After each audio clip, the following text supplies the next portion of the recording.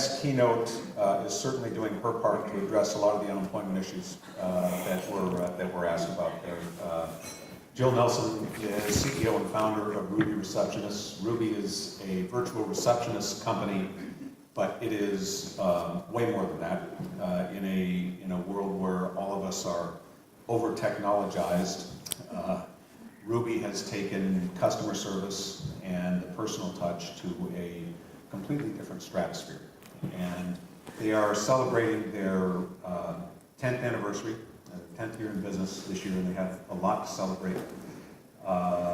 They were recognized last year by Fortune magazine as being the #1 best place to work in the country. And then again this year as the #3 best place to work in the country. More important than that, yeah, that's a big thing.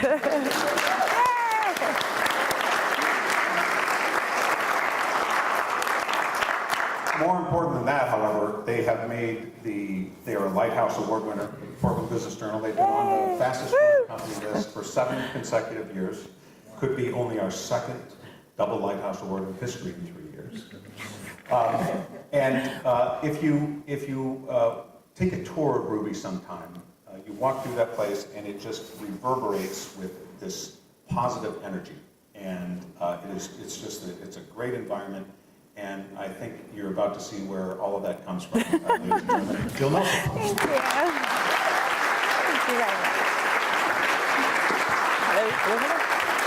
Thank you very much. Thank you, Craig, for that very nice introduction. Can you hear me? Okay. Am I on? Yeah, there we go. Thank you very much, Bank of America and Business Journal, for inviting me to speak with you all today. It was really interesting hearing Jonathan speak about this sort of 30,000-foot view. Rest assured, there's not a lot of overlap in what I have to say today. Take it down to a little boots on the ground, some story sharing. I've got 3 stories to share with you today. Hopefully you'll hear something of value to take home with you. If not, perhaps you'll be entertained. The first story takes place almost exactly 5 years ago. I happen to remember the exact day. I'm sure many of you remember this, but I remember the exact day because it was my birthday. September 29th, 2008, the day the Dow Jones Industrial Average suffered its worst single point drop in history. The time any thoughts of panic or fear were quickly squashed out by my entrepreneurial, I call it reckless optimism, but what did, Jonathan, you called it irrational exuberance? So I had a little bit of that, and a healthy dose of denial. But over the next month, the Dow suffered another 5 of those historic point drops. And by early 2009, it had lost half of its value. And any thoughts of denial were no longer an option. Frankly, I really didn't know what we were going to do. I had no backup plan, I had no safety net, and at the time there was some 35 people's livelihoods who depended on the success of Ruby. Not knowing what to do, I gathered my ops team and I was just, look, we have got to be the last thing our clients cut. We have to be so valuable that they can't live without us. Now, we're receptionists. Granted, we're virtual receptionists, so we're all here in Portland and our clients are everywhere throughout the country. But in this day and age, there are other ways to get your phone answered. You can have your calls go to voicemail. You can use one of those, auto attendants, press 1 for sales, 2 for service. Heck, you can just pick up your own phone. So, to think that answering a company's phone was a vital service would have been naive. So it was at that meeting when we took a look at what value we really provided our clients. And it was there that we discovered who we really were as a company, what it was we stood for, and the values that drove us. But in this increasingly technology-focused virtual world, we were there to provide real, meaningful, personal connections, one call at a time. And our message to our clients was that during this very, very stressful time when other business owners were worried about the survival of their own company and their employees were worried about getting laid off and they were often carrying double or triple the workload from previous cuts, we would be there for them. They could focus on their business and what needs to be done with peace of mind, knowing that every one of their callers would receive a personal experience and a desire to be heard, which would be a vital differentiator. But it's funny because it was at that time, once we really figured out who it was we stood for, what it was we stood for and the values that drove us, that's when things really started to gel for us. We started attracting and retaining employees that stood for those same things. And now all of a sudden people weren't coming to work to take 250 calls, but for 250 opportunities to make a difference in someone's day. So over the years since 2009, our business has grown fivefold and our turnover has dropped in half. Before 2009, it was something like, I think, 50%. And since then, it's averaged less than 25. And this is in an industry where turnover over 100% is very common. And like Craig mentioned, we're really proud to be, top 3 company in the US by Fortune magazine 2 years in a row. So that's my first lesson of the story, which is know what it is your company stands for and the values that drive your business, and surround yourself with people who stand for the same things. My second story takes place on the heels of the first. It's 2009, and I'm busy at work at my computer in my office. Now, this was back in the day when we were in the downtown self-storage building in the Pearl District, with kitty corner from REI. And in order to get to my office from the front door, you would walk through a sea of cubes of receptionists, past the break room, where chances are at any given time 2 or 3 people would be having coffee, shooting the breeze, past the bathroom, and up this creaky set of stairs. So imagine my surprise when I looked up from my computer and there's a friend of mine in the doorway, fellow business owner, there to check out what we were doing. He says, first thing out of his mouth, that the receptionist company has no receptionist. I walked all the way up here without receiving so much as a hello. Well, as soon as I got over my mortification, I had an epiphany. Unfortunately, it's the kind of epiphany that usually only happens after you realize you've really screwed up. What we had failed to realize was how our business was perceived was not limited to the service we provided. We claimed to be this business of personal connections, and yet we had made a guest feel unwelcome. Now, at the time, we knew that to create a consistent experience, you needed systems and training, and we had that in spades, as far as phone reception was concerned. If you were to give us a call, you would feel like you were getting a hug over the phone. But clearly, if you were to walk in our front door, chances are you'd be made to feel like a ghost. So this great epiphany was that every single touch point a client, a community member, or employee had with us, every touch point from the way an invoice looked to the way our conference room was organized, said something about our business. So from there, that is when we really started creating systems and training for every touch point to create a consistent Ruby experience. So it was out of that our proprietary greet, seat, and treat door training that every Ruby receives was developed. We now have email correspondence standards so that every email that leaves our servers starts with a friendly salutation and ends with a professional closing. Even our spelling verification has received a Ruby branded upgrade. I'm sure all of you are familiar with the military, Alpha, Bravo, Foxtrot spelling verification. At Ruby, it's that A as in absolutely and B as in brilliant. So now no matter how you interact with Ruby, whether you're checking us out on the web, whether you're giving us a call about your invoice, or yes, even walking in our front door, the Ruby experience comes through.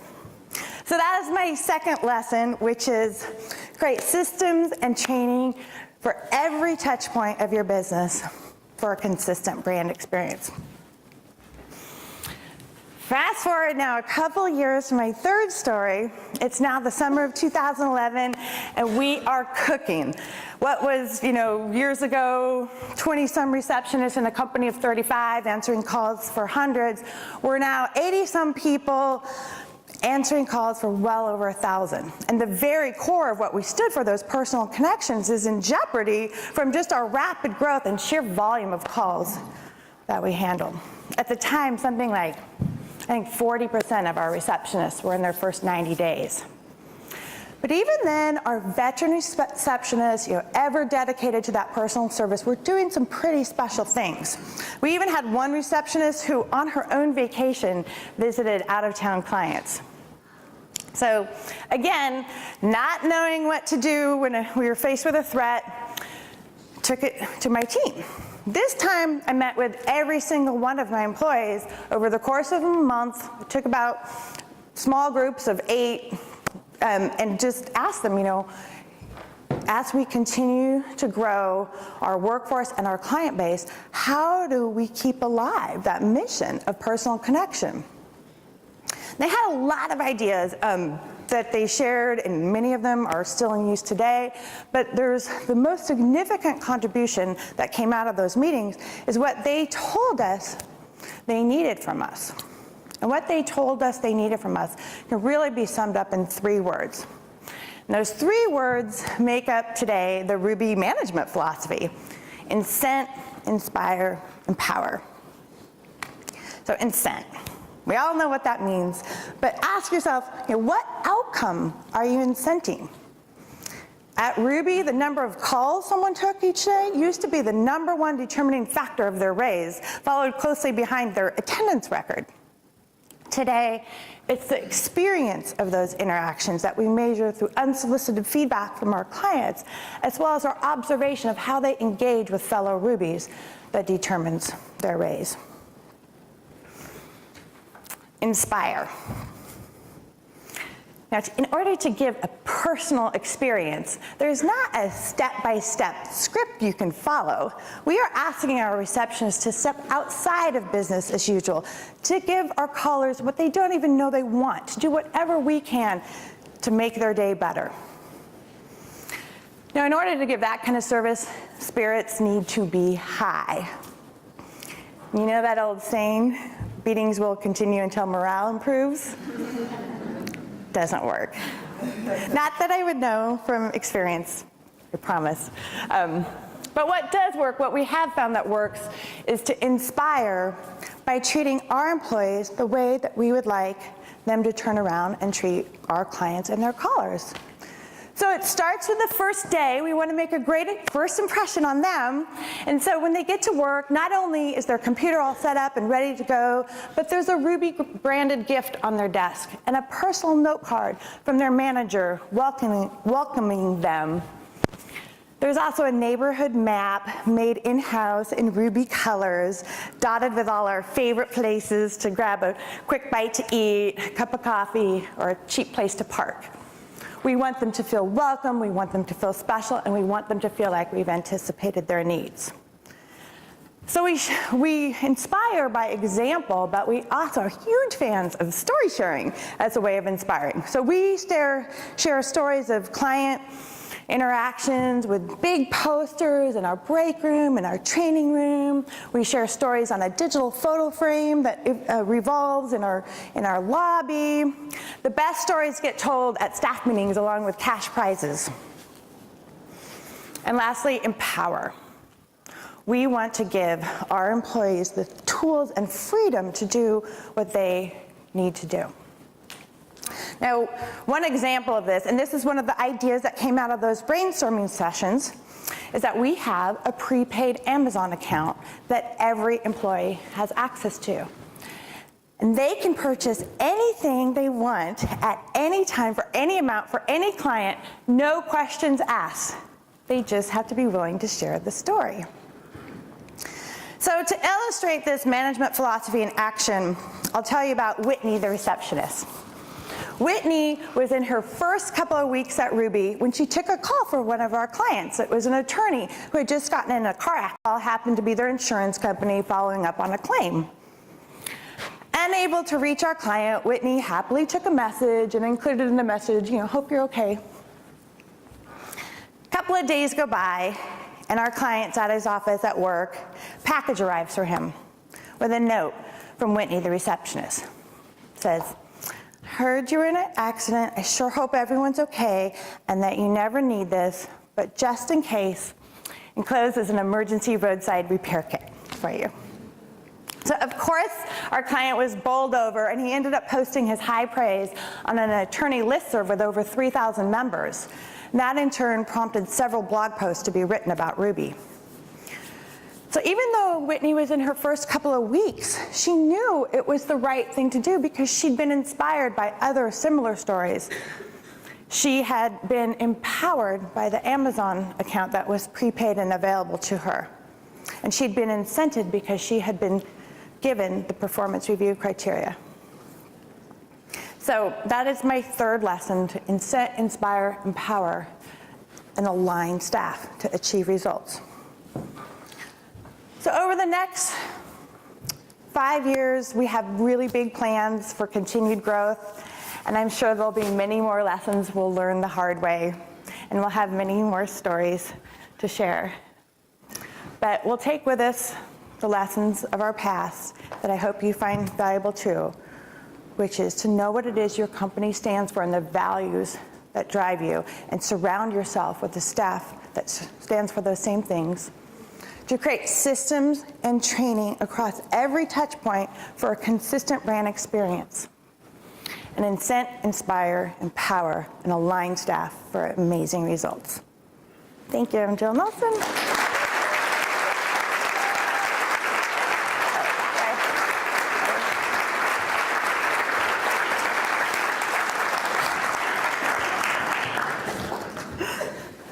Thank you, Jill. You're welcome.